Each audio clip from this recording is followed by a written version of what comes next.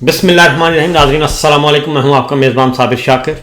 25 अगस्त सोमवार का दिन, ताज़ा तरीन खबरें, इत्तलाआत और तबसरों की रोशनी में पाकिस्तान के हालात वाक़यात और सियासी सूरत हाल का लेंगे जायज़ा।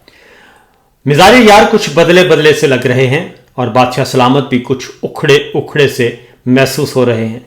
और ख़ास तौर पे ये जो सारे का सारा जाली निज़ाम तश्कील दिया गया था, अब ये जाली निज़ाम जो है वो अफ़वाज पाकिस्तान के लिए, GHQ के लिए भी एक बोझ बनता जा रहा है।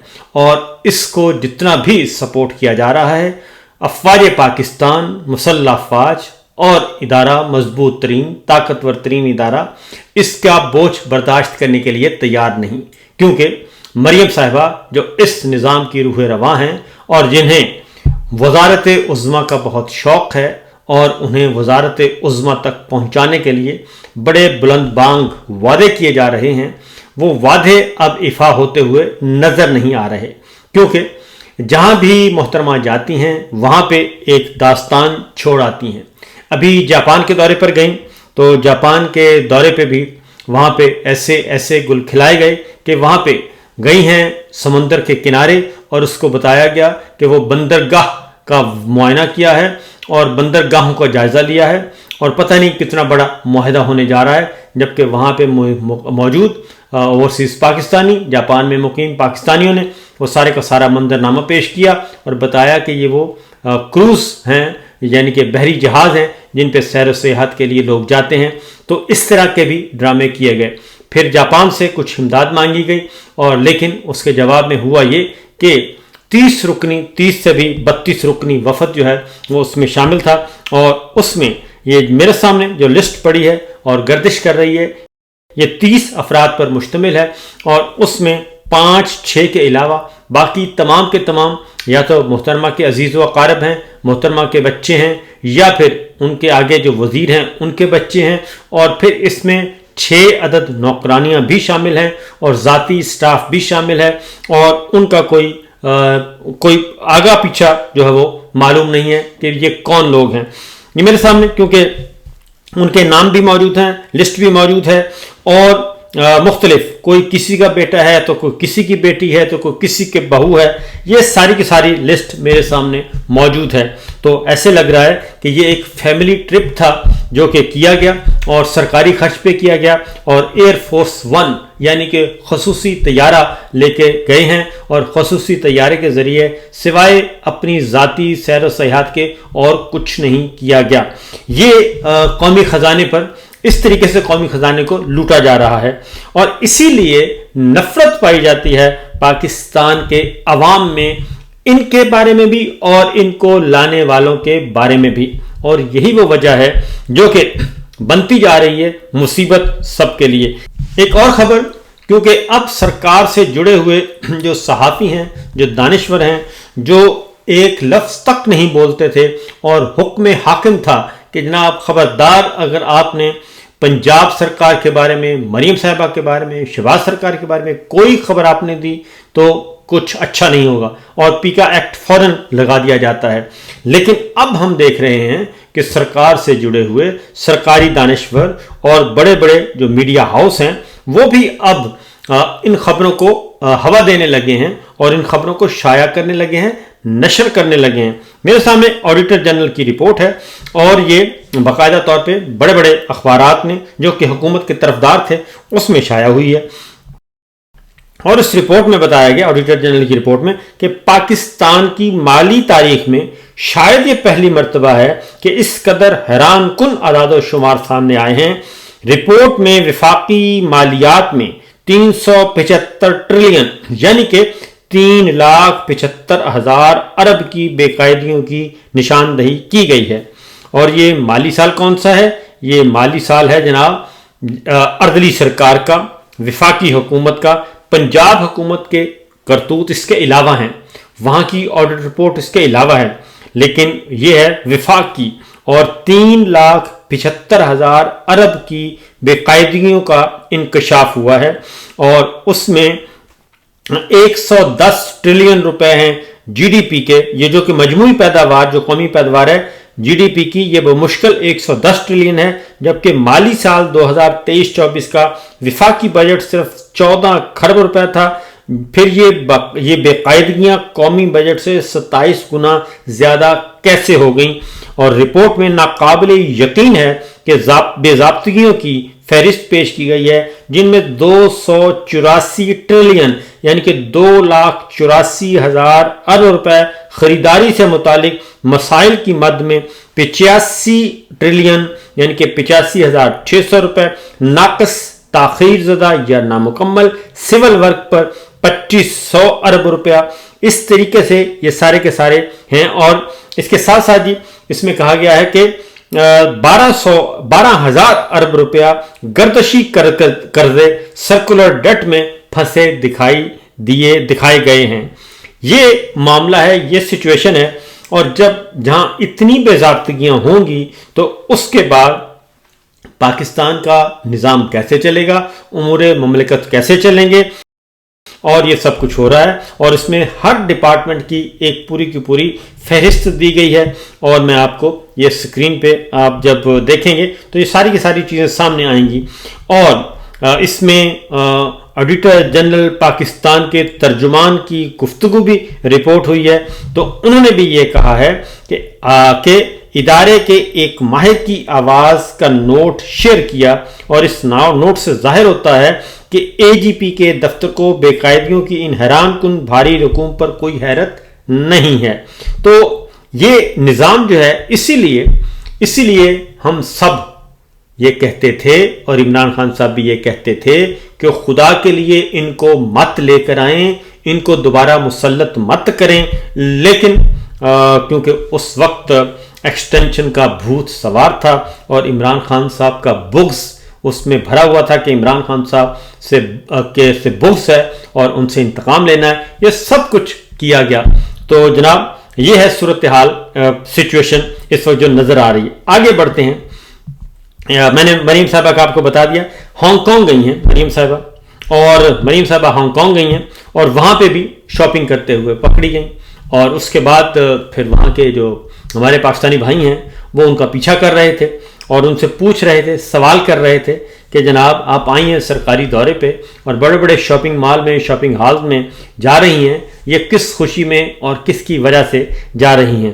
یہ میرے سامنے مریم صاحبہ کے جو نام پڑے ہیں جی، جو خاص طور پہ یہ جو ان کے وزٹ پہ جاپان گئے ہیں، ان سے مانگا گیا قرضہ، اور جب قرضہ مانگا گیا تو جو اس کے دورے میں اس وفد میں شامل تھے وہ کوئی 30 لوگ تھے، اور اس میں متعدد سوائے چند کے اوپر کے 5-7 لوگوں کے باقی سب ان کے بچے ہیں۔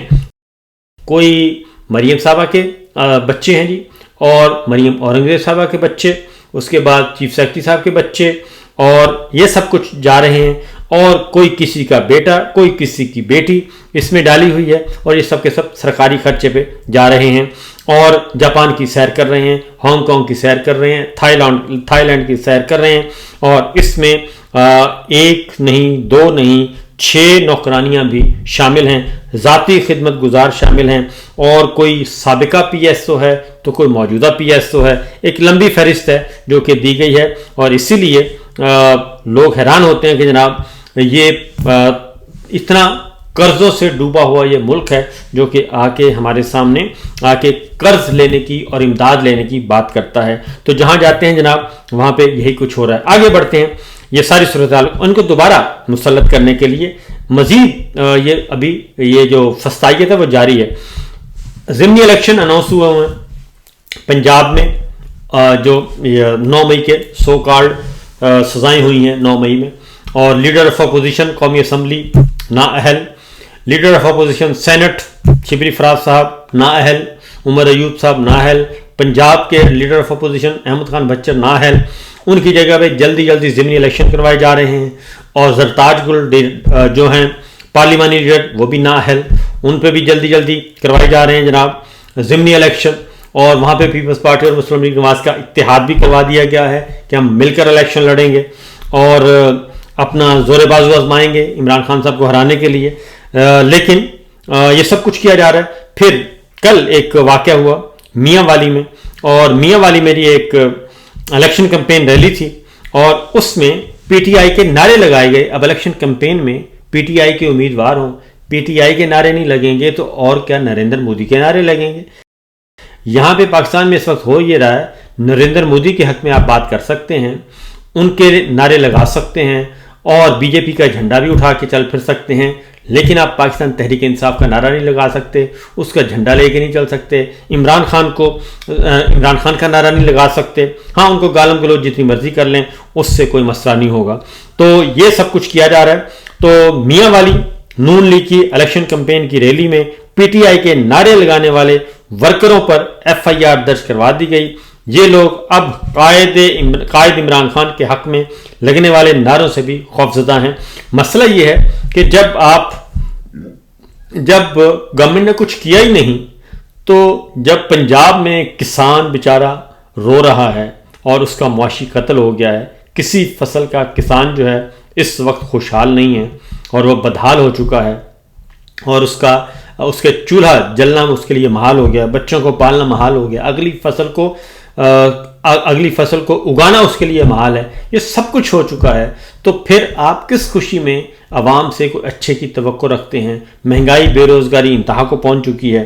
تو اگر عوام عمران خان کا نعرہ نہیں لگائیں گے تو پھر اور کس کا نعرہ لگائیں گے؟ اپنے کرتوت ٹھیک کر لیں تو میرا خیال ہے کہ نعرے بھی آپ کے لگنا شروع ہو جائیں گے. اب آتے ہیں جناب جو اسی لیے اقتدار کے ایوانوں میں بھی بیٹھے جو لوگ ہیں وہ بھی اب عمران خان کے حق میں بات کر رہے ہیں. عمران خان صاحب کی ضمانتوں پر رہائی کا حکم ہوا, 9 مئی کے مقدمات زمین بوس ہوئے سپریم کورٹ آف پاکستان سے, اور اس کے بعد اب معاملہ یہ ہے کہ جو پڑھے لکھے لوگ ہیں, بیرسٹر عقیل عباسی جو کہ بہت سخت گفتگو کرتے تھے عمران خان کے خلاف اور پی ٹی آئی کے خلاف, کل وہ یہ کہہ رہے تھے شیرازی صاحب کے پروگرام میں. انہوں نے کہا کہ دیکھیں جی, عمران خان کی جو ضمانتیں منظور ہوئی ہیں یہ بالکل درست ہوئی ہیں, اور لاہور ہائی کورٹ نے غلط فیصلہ دیا تھا. لاہور ہائی کورٹ نے ضمانتیں لے لینی چاہیے تھی عمران خان کی. اور دوسرا یہ کہ لاہور ہائی کورٹ نے جو میرٹ ڈسکس کیا وہ بھی غلط تھا, تو وہ لاہور ہائی کورٹ کو کوس رہے تھے اور وہ کہہ رہے تھے سپریم کورٹ میں یہ معاملہ آنا ہی نہیں چاہیے تھا. تو یہ انقلابی تبدیلی آ رہی ہے. بیرسٹر عقیل صاحب حالانکہ فارم 47 کے ہیں اور اس کے باوجود وہ ایسی باتیں کر رہے تھے. اس کے بعد کل ایک اور بات ہوئی, اور وہ کیپٹن صفدر صاحب وہ بھی یہی بات کر رہے ہیں. کیپٹن صفدر صاحب کہتے ہیں کہ عمران خان کی بیگم کے جیل میں ہونے کے حق میں بالکل نہیں ہوں, میں اس قرب سے گزرا ہوں, عمران خان کو اس قرب سے نکلنا چاہیے. عمران خان مرد ہے, وہ کاٹے گا جیل, لیکن اس کی بیگم کے ساتھ زیادتی ہو رہی ہے. یہ کیپٹن صفدر صاحب نے کل کہا ہے. اور اس کے ساتھ ساتھ جی اگلی خبر جو ہے وہ ہے اسد عمر صاحب کی. اسد عمر صاحب نے کل ایک گفتگو کی اور ان سے پوچھا گیا کہ کیا آپ عمران خان صاحب کی واپسی کا کوئی امکان ہے؟ تو انہوں نے کہا کہ عمران خان کی واپسی جو ہے نہ صرف واپسی ہوگی, رہائی ہوگی, بلکہ وہ وزیر اعظم بھی بنیں گے. اور انہوں نے یہ بھی کہا کہ عمران خان کو جو واپس عمران خان ضرورت ہے ملک کی, اور مسلح افواج اور ملٹری اسٹیبلشمنٹ وہ یہ سوچتے ہیں, یہ سمجھتے ہیں کہ عمران خان ہی واحد لیڈر ہے جو اس وقت ملک کو جوڑ سکتا ہے اور ملک کو مسائل سے نکال سکتا ہے. یہ کل انہوں نے گفتگو کی اسد عمر صاحب نے. اور اس کے بعد میرا خیال ہے کہ معاملات جو ہیں وہ اس سے اندازہ ہو جانا چاہیے کہ کس طرف جا رہے ہیں. دوسری جانب شیر افضل مروت صاحب کے ساتھ ایک ہاتھ ہوا. شیر افضل مروت صاحب آپ کو پتہ ہے کہ وہ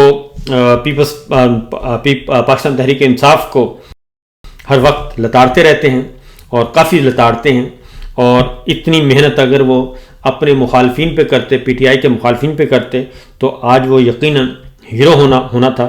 لیکن وہ ایسا نہیں کر رہے, بلکہ وہ پی ٹی آئی کو ہی ہمیشہ ریورس گیئر مارتے ہیں, جس کی وجہ سے اب ان کے جو انتہائی معتمد خاص تھے, کوآرڈینیٹر تھے, انہوں نے کل شیر افضل مروت صاحب کو خدا حافظ کہہ دیا. اور ان کا ایک وائس نوٹ ہے وہ بھی اس وقت زیر گردش ہے, اور اس میں انہوں نے بتایا کہ میں پاکستان تحریک انصاف کو نہیں چھوڑ سکتا, عمران خان کو نہیں چھوڑ سکتا, کیونکہ شیر افضل مروت صاحب جو ہیں وہ تنقید کرتے ہیں، وہ برا بھلا کہتے ہیں پی ٹی آئی کو، عمران خان کو اور ان کی فیملی کو، لہٰذا میں اب ان کے ساتھ مزید نہیں چل سکتا۔ یہ بات انہوں نے کی ہے اور یہ ساری صورتحال اس طرح سے جا رہی ہے۔